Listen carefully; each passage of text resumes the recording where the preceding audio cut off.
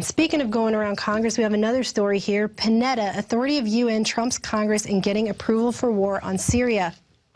Following the controversy when last March, Panetta told the Senate Armed Services Committee, our goal would be to seek international permission, and we would come to the Congress and inform you to determine how best to approach this and whether or not we'd want to get permission from Congress.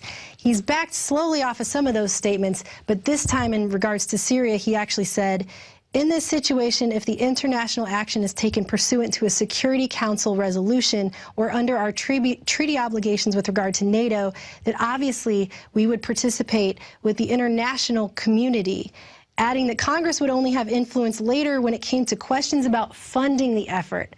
So there you go. Congress basically has to fund it, but it doesn't matter anything else. So they're basically holding the checkbook on this one. Nothing else here that Congress does really matters. And it's all muddled in semantics, but the bottom line here is our president now believes he can do foreign military intervention without any congressional approval. It doesn't matter. And actually, Representative Walter Jones was on the Alex Jones radio show recently, and he made the comment that Obama is guilty of war crimes. We're going to take a look at that clip. Sir, what do you predict as a senior member of the House of Representatives? What is going to happen? And if folks just tuned in, Representative Walter B. Jones of North Carolina is our guest. What is your response going to be if in the new year, or maybe even before, Obama just says, hey, I'm going to use executive order to take people's semi-autos? Well, I'm going to say this, Alex. I think that the American people and the Congress will challenge in the federal courts because, again, in my humble opinion, I think that this is an overreach by this administration. And I will further say and remind the listeners that when he went into Libya, Jonathan Turley, who's a constitutional law professor at George Washington University, led the effort in the courts with Dennis Kucinich, Ron Paul, Walter Jones, Tim Johnson, and a couple of Democrats, I can't remember their name now, to continue the challenge that this president has bypassed Congress, and you cannot. And I think it's going to take a major court fight, and we've got to have, major leaders of our country, including people like you, Alex Jones, to say enough is enough. Because if not, this president has just, and I was upset with George Bush when we went into Iraq, so I want to be somewhat partisan on this, but I'm going to tell you this, that what Mr. Obama has done, starting with a number of issues, but particularly when he didn't even come to Congress and bombed Libya. That's an international war crime. And this isn't the only place where Obama is showing what kind of dictator he actually plans to be. In this other article we have by Paul Joseph Watson, Obama advances plan to bankrupt coal industry with new CO2 limits. EPA will enforce disastrous measures by dictatorial fiat, a theme we're seeing here repeatedly. During an interview with the San Francisco Chronicle in January 2008, when he was still a senator, Obama stated, if somebody wants to build a coal-powered plant, they can. It's just that it will bankrupt them.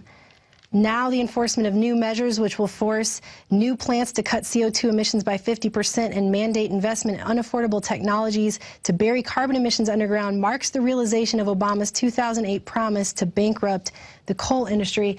And make no mistake, ladies and gentlemen, this isn't just about bankrupting the coal industry. This is also about bankrupting you and your family, because utility bills are now doubling in many cities across the country. So this isn't just going to affect some coal power plant somewhere on the edge of town. This is going to affect you in your living room every time you want to turn up the heat or turn the air conditioning on. And it's going to become a major component of most family budgets just to try and pay for your utility bills now. And basically, the whole bottom line here is it's going to lower America's standard of living. The quality of living is going to go down in order to save the earth.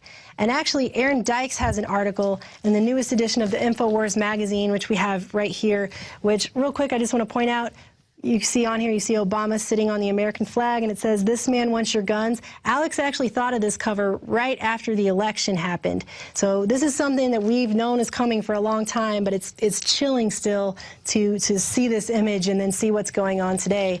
But in this article, Aaron Dykes writes, why Obama will revive the push for CO2 taxes, and the green agenda is about control and profits, not about saving the environment. And he discusses how estimates show these regulations alone would cost the United States economy some $700 billion.